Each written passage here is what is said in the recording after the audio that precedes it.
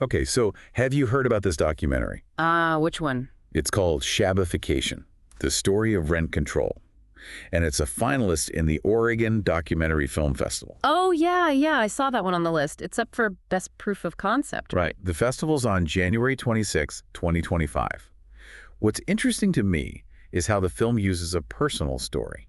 To explore, what is it? Rent control. Exactly. Rent control in New York City, which, as we know, is a pretty hot topic these days. Oh, absolutely. Tons of strong opinions on both sides.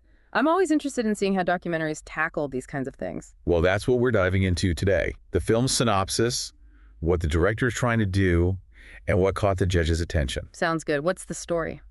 So the film centers around this guy named Brian.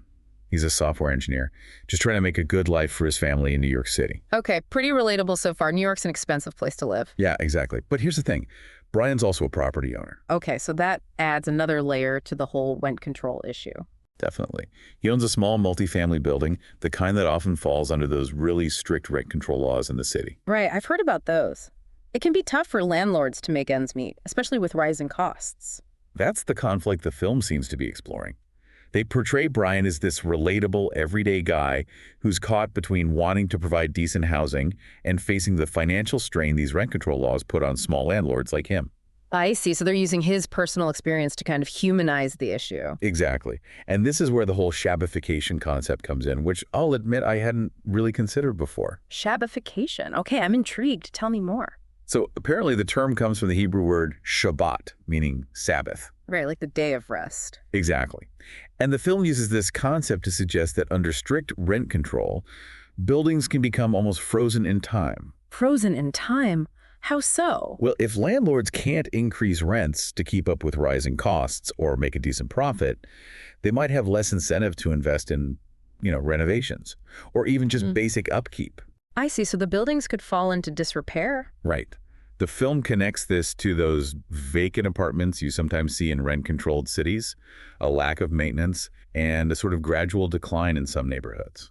Interesting. So it's not just about the financial strain on landlords, but the potential impact on the city itself. Yeah, that's the link they're making.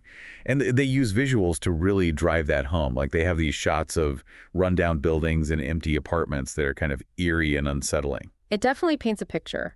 Makes you think about the potential downsides of rent control, even if the intentions are good. Right. And it's not just a New York thing either. There have been studies in cities like San Francisco and even Paris that show similar patterns. Oh yeah, I've read about those. In some cases, rent control, while meant to protect tenants, can actually lead to fewer available rentals and less investment in maintaining existing ones. Exactly. So it's this really complicated issue with a lot of unintended consequences. And this film is using Brian's story as a sort of entry point into that bigger conversation. Exactly. It's like a microcosm of the larger issues.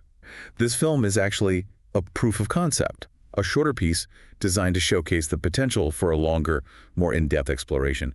They're using it to try and get funding for that bigger project. Makes sense. So what did the festival judges think? Did they see that potential? Oh, absolutely. They were impressed. They described the film as compelling, relatable, and thought-provoking. Not bad, huh? No, not at all. They specifically praised the use of visuals, especially those shots of seemingly abandoned apartments. And of course, they really connected with Brian's story. It sounds like they felt that human connection was effective. Yeah, it seems so. They liked how the film sparked those important conversations about the challenges of property ownership. Alongside the very real need for affordable housing in a city like New York. It's a tough balance to strike. It really is. It's kind of a reminder that behind these big policy debates, there are actual people grappling with the consequences.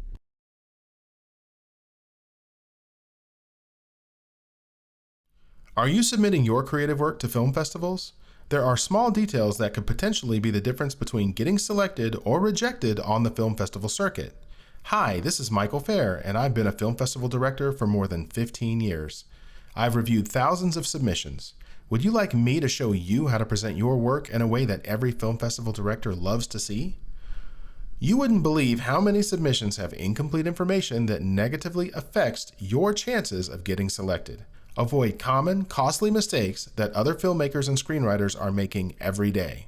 Before you spend another dollar on submission fees, you should purchase the Film Festival Submitter's Handbook, now available on Amazon in paperback, ebook, and Kindle formats.